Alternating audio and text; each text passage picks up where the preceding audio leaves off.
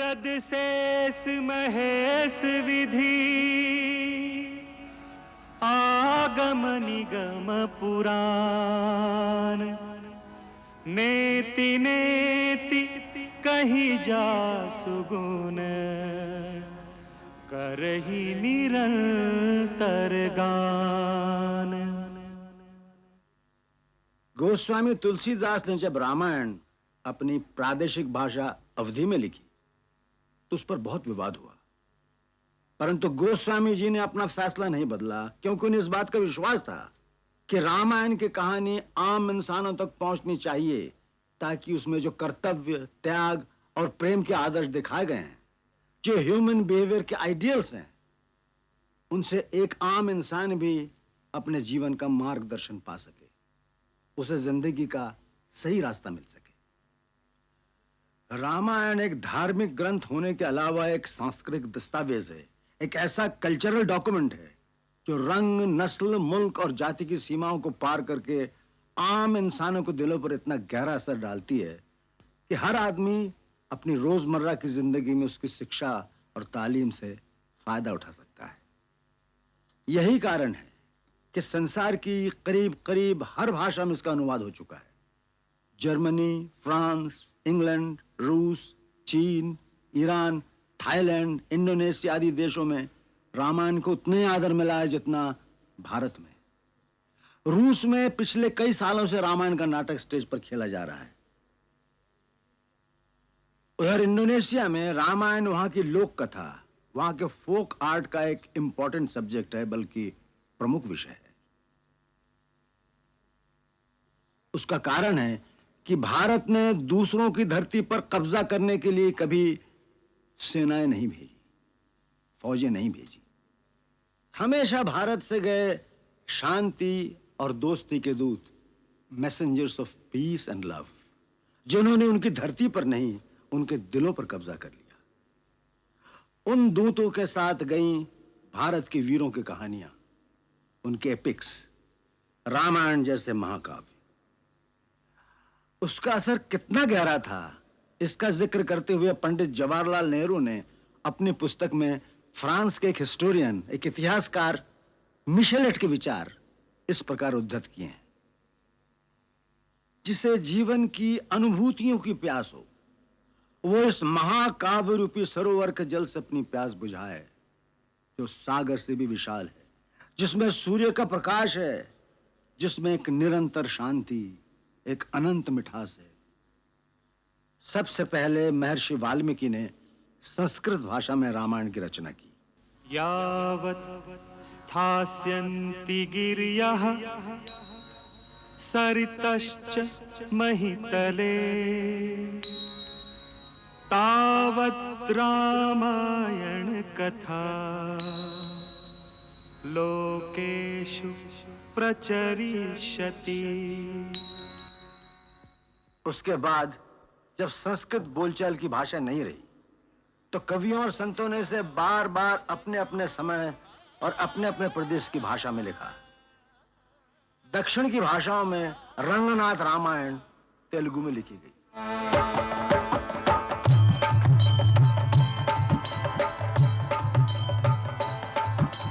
मादेवु गमलाक्षु मम्मेलु देवु, मादेवु गमलाक्षु मम्मेलु देवु, नादी नारायणु नखिल लोकेषु, नादी नारायणु नखिल लोकेषु।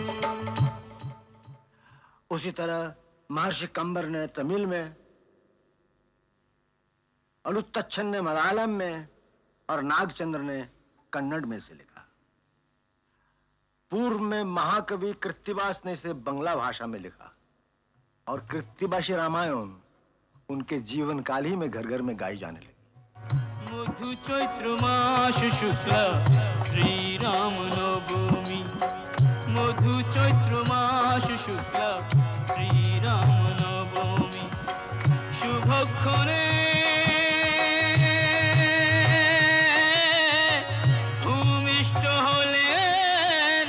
जगत स्वामी, मधु चैत्र मास মাস শুক্লা শ্রীরাম নবমী মধু চৈত্র মাস শুক্লা শ্রীরাম নবমী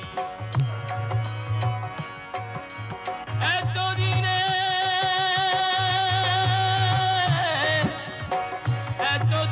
দশরথ মনেতে উল্লাস রাম জন্ম রচিলেন পণ্ডিত কীর্তিবাস মধু চৈত্র মাস শুক্লা শ্রীরাম নবমী মধু চৈত্র মাস শুক্লা শ্রীরাম নবমী उसी प्रकार पश्चिमी तट के निकट महाराष्ट्र में संत एकनाथ ने ये गाथा बड़े भावपूर्ण अंदाज में गाई। श्री रामच्युत वृक्ष प्रवर श्री रामच्युत वृक्ष प्रवर त्यावरी वाल्मीकि कवि कोकिल त्यावरी वाल्मीकि कवि कोकिल नारद वसंते कुटली कीळ नारद वसंते कुटली कीळ मधुराक्षरी सरळ आलाप केला श्रीरामच्युत वृक्ष प्रवर श्रीरामच्युत वृक्ष प्रवर। जैसा कि मैंने पहले कहा था, उत्तर में गोस्वामी तुलसीदास जी ने इसे अवधि में लिखा। सब जानत प्रभु प्रभुता सोई तदपि कहे बिनु रहन कोई तदपि कहे बिनु रहन कोई सीताराम चरित अति पावन सीताराम चरित अति पावन मधुर सरस अरु अति मन भावन मधुर सरस अरु अति मन भावन। रामायण की कहानी इंसान के दिल में इस विश्वास, इस यकीन, इस फेथ को मजबूत करती है कि जब कभी जुल्म की ताकतें यानी ऑटोक्रेटिक पावर्स मानवता और इंसानियत को अपने पैरों तले कुचलने की कोशिश करती है, तो उस वक्त दुनिया में कोई ऐसी ताकत, कोई ऐसी विभूति इंसान के रूप में आती है जो जुल्म की ताकतों और उनके हथियारों का मुकाबला केवल अपनी सच्चाई, आत्मविश्वास और प्यार की भावना से करता है। रामायण की परंपरागत कथा इस बात पर आधारित है कि एक समय जब आतताई शक्तियां रावण के रूप में प्रकट होती है, जो अपनी ताकत के नशे में चूर धरती को अपने पैरों तले रौंदता चला जा रहा है, उस समय धरती, ऋषि, मुनि और देवतागण भगवान विष्णु के पास मदद के लिए जाते हैं और वो उनके पुकार से द्रवित होकर उनकी सहायता का वचन देते हैं। इस कथा से एक इंसान में सच्चाई के रास्ते पर चलने की हिम्मत आती है, क्योंकि उसे विश्वास होता है कि आखिर में हमेशा सच्चाई की जीत होगी और सारे संसार में एक ही नारा गूंजता रहेगा, सत्यमेव जयते, सत्यमेव जयते, सत्यमेव जयते, सत्यमेव जयते। शान्ताकारं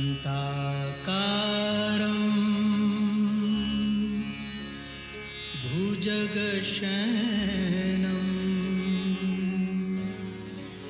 पद्मनाभं सुरेशं विश्वाधारं गगनसदृशं मेघवर्णं शुभांगम्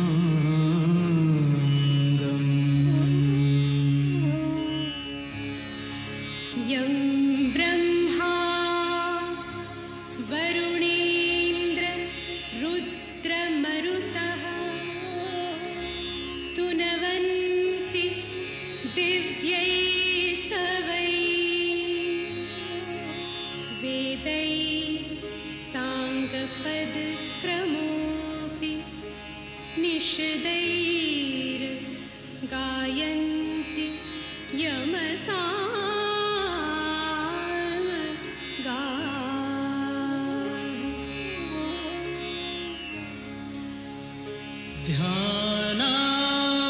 स्थित तद्गतेन मनसा पश्यन्ति यमयोगिनो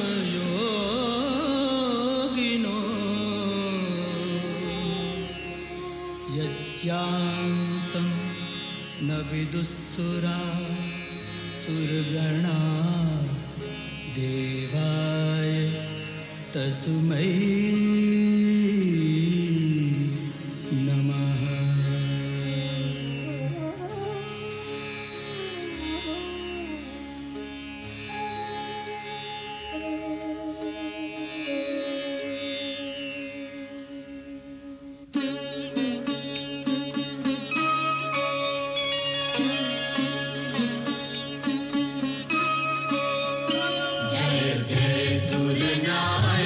जन सुखदायक प्रणतपाल भगवंता ओधिज हितकारी जय असुरारी सिंधु सुता प्रिय कंता आनंद सुर धरणी अद्भुत करनी मर्म न जानई कोई जो सहज कृपाला दीन दयाला करहु अनुग्रह सोई जय जय अविनाशी सब घटवासी व्यापक परमानंदा अविगत दोतीतम चरित पुनीतम माया रहित मुकुंदा जेहि लागी विरागी अति अनुरागी विगत मोह मुनि वृंदा निसि बासर ध्यावहि गुण गण गावहि जयति सच्चिदानंदा जयति सच्चिदानंदा जयति सच्चिदानंदा जयति सच्चिदानंदा।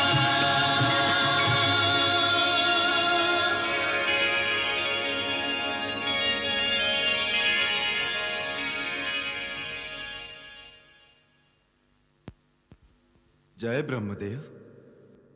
हे सच्चिदानंद, हे सृष्टि पालक, पापी रावण के अत्याचारों से पीड़ित होकर ये पृथ्वी ऋषि मुनि देवता गंधर्व सब आपकी शरण में आए हैं। इनकी रक्षा कीजिए भगवान, रक्षा कीजिए, रक्षा कीजिए। पृथ्वी पर धर्म और सत्य का नाश हो रहा है प्रभु। पाप की शक्तियां बढ़ रही हैं। राक्षसों का राजा रावण अहंकार के मद में चूर होकर तीनों लोगों को अपने पांव तले रौंदने को तैयार है। देव दानव मनुष्य कोई उसका सामना करने की हिम्मत नहीं करता, क्योंकि स्वयं ब्रह्मा और महादेव ने उसे वरदान दिया है कि देव दानव नाग किन्नर गंधर्व किसी के हाथों से वो मारा नहीं जाएगा। प्रभु, आपकी सृष्टि का भार धारण करना मेरा धर्म है, परंतु जब धर्म की जगह अधर्म का राज होता है तो अधर्म से अनाचार, अनाचार से भ्रष्टाचार और भ्रष्टाचार से अत्याचार की ज्वाला भड़क उठती है। जब अत्याचार इतने बढ़ जाते हैं तो देखिए पाप की ज्वाला में मेरा शरीर जलने लगता है। प्रभु, मेरी रक्षा कीजिए। पृथ्वी त्राही त्राही कर रही है करुणा निधान। जब वो अभिमानी चलता है तो ऐसा प्रतीत होता है मानो धरती को अपने पैरों तले कुचल रहा हो। असुरों के आतंक से धर्मशील जनता चीत्कार कर रही है, उसके सैनिक लोगों को त्रास दे रहे हैं, राक्षस साधु जनों का खून पी रहे हैं। प्रभु, आज अबलाओं की लाज और मानव की मानवता को बचाने वाला कोई नहीं रहा। आज वो अवस्था आ गई है, यदि कोई धर्म और सत्य के रास्ते पर चलने की कोशिश करे तो वो जीवित नहीं रह सकता। आज हर प्राणी पाप और भ्रष्टाचार के रास्ते पर चलने को विवश किया जा रहा है। जब ऐसी अवस्था आ जाए तो सत्य की रक्षा के लिए किसी महान शक्ति का अवतार लेना आवश्यक हो जाता है। सच्चिदानंद। देवादिदेव प्रणाम। हे सर्वेश्वर, आपने जो कर्म का विधान बनाया है उसके अनुसार जो भी श्रम करेगा, परिश्रम करेगा, तपस्या करेगा, उसे शक्ति अवश्य प्राप्त होगी। उसी विधान को निभाना आपका कर्तव्य है प्रभु। धरती पर जब भी कोई जालिम प्राणी मात्र को अपने चरणों में झुकने पर मजबूर कर देता है, तो एक सच्चा इंसान उसके सामने झुकने से इनकार कर देता है, क्योंकि उसे विश्वास होता है कि ऊपर कोई शक्ति है जो उसके साथ न्याय करेगी, उसकी रक्षा करेगी। जिस दिन यह विश्वास टूट जाएगा कि अंत में सच्चाई की जीत होती है, उस दिन कोई धर्म के रास्ते पर नहीं चलेगा। समाज बिखर जाएगा, धरती सूर्य चंद्रमा अपना अपना रास्ता बदल देंगे, सृष्टि का सारा क्रम अस्त व्यस्त हो जाएगा। देवगुरु बृहस्पति ठीक कहते हैं प्रभु। यही वो समय है जब ईश्वर का अवतार लेना आवश्यक होता है। त्रिपुरारी, पापी के पाप में ही उसके नाश का बीज छुपा रहता है। जो रावण यह समझता है कि उससे बढ़कर कोई शक्ति नहीं रही, उसका नाश भी उसी अहंकार में छुपा हुआ है। उस अहंकार के कारण उसने वरदान मांगते समय मनुष्य और बानर के हाथों न मरने का वरदान नहीं मांगा था। जिस मानव को वह कीड़े मकोड़ों की तरह तुच्छ समझता है, उसी सामान्य मानव के रूप में मैं अवतार लेकर उसका मान भंग करूंगा।